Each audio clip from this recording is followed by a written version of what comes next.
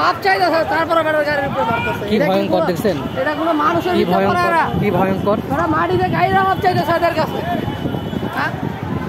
মাটিতে গাড়ির মাপ চাইতেছে। প্রিয় দর্শক, আপনারা দেখছিলেন যে ব্যাটারি চালিত অটো রিক্সা চালকরা সকাল থেকে যে মিরপুরে আন্দোলন করছেন, তারা এখন প্রায় দুপুর 2টা বাজে তারা এখন স্টেডিয়ামের সামনের রাস্তায় ব্যারিকেড দিয়ে গাড়ি ভাঙচুর করছে, ব্যাপক ভারে গাড়ি ভাঙচুর করছে।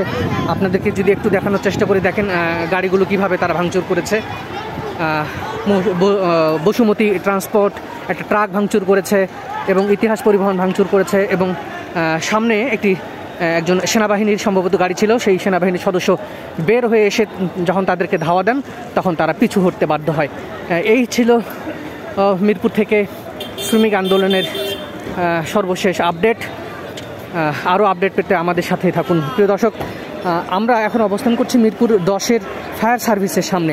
ঠিক এখানেই কিন্তু গাড়িগুলো ভাঙচুর হচ্ছে এবং মিরপুর 10 থেকে স্টেডিয়াম যাওয়ার পথে গাড়িগুলো থমকে গেছে এবং মাঝখানে একটি সেনাবাহিনীর গাড়ি থাকার কারণে সুবাদে বাকি গাড়িগুলো হয়তো রক্ষা পেল।